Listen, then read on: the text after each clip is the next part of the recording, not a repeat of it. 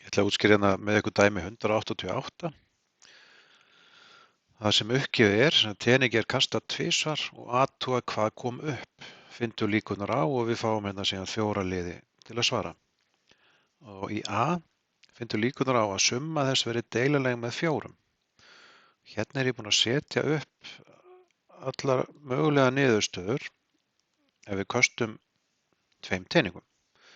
Við skulum bara líta á að þetta sé teningur 1 og allar mögulegar hliðar á honum hérna. Og þetta er þá teningur 2 og allar mögulegar hliðar á honum þar.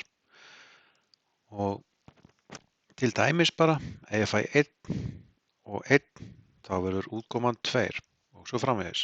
Þannig að hérna koma allar mögulegar útkomur þá samanlagt á teningunum. En eins og áður segir, í A-lið spurt er samt að við erum að finna líkurnar á að summan verði deilanleg með 4, þá er nú átt við að niðurstaðan verði heil tala. Og við getum athugað hér að ef ég fæ til dæmis 3 og 1, þá er ég að fá 4. Er ég að fá 2 og 2, er ég að fá 4 og þetta er sem sagt tala sem er þá deilanleg með 4 og 1 og 3, þá er ég að fá 4. Sama á við hérna ef ég fæ 2 og 6, 3 og 5, 4 og 4, 5 og 3, 6 og 2 og svo í lokin ef ég fæ 6 og 6 þá fæ ég niðurstöðu sem er 12 og hún er deilanleg með 4. Til þess að finna þá líkurnar hér, þá verði ég að gera mig grein fyrir því að heildarfjöldi mögulegra niðurstaðna á að kasta 2 teningum eru 36. Þetta allar þessar niðurstöður eru 36 talsins.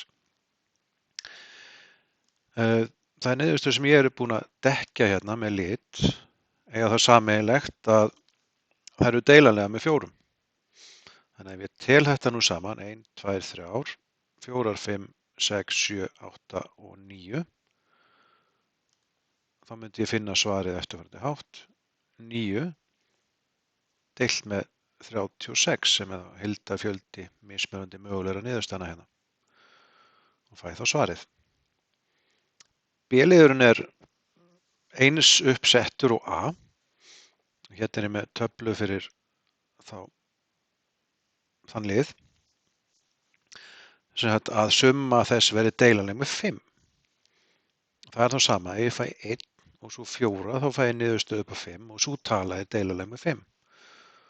Og þetta á við hérna 4 sinnum, 5 sinnum, 6 sinnum og 7 sinnum.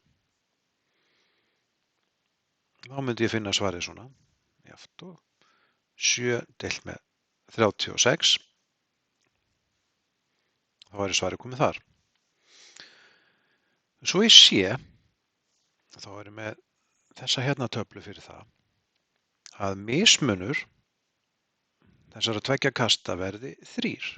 Sem sagt, ef ég fæ 1 og 4, þá er mismunurinn á niðurstöðunum sem 1 og 4, 3. Ef ég fæ 2 og 5, þá er mismunurinn á niðurstöðum á teningunum 3. Og sama við ef ég fæ 3 og 6, 4 og 1, 5 og 2 og 6 og 3. Allstaðar er mismunurinn 3. Þannig að hér er með 6 möguleika á því að það gerist af þessum 36 möguleikum. Þannig að það er bara jafnt og 6 deilt með 36. Þá er komið svarið þar. Nú í D-lið hver líkurnar á að fyrst komi upp oddatala og síðan talan 1. Og ef við lítum svo á að þetta sé fyrri teningurinn og þetta sé svo sá seinni, þá get ég fengið oddatölu upp á 3 vegu á fyrri teningnum. Sem sagt með því að fá 1, 3 og 5. En ég má síðan bara fá 1 á seinni teningnum. Þessi hérna tala er bara í boði á seinni. Þannig að þessi hérna möguleiki fyrir hendi að fá 1 og 1. Eða að fá 3 og 1, eða að fá svo 5 og 1. Þannig að það eru bara 3 möguleikar fyrir hendi í að þessi niðurstaða verði raunin. Og þá myndi ég finna þessa tölu hér með því að gera 3 deilt með 36. Og þá er þetta dæmi nú búið.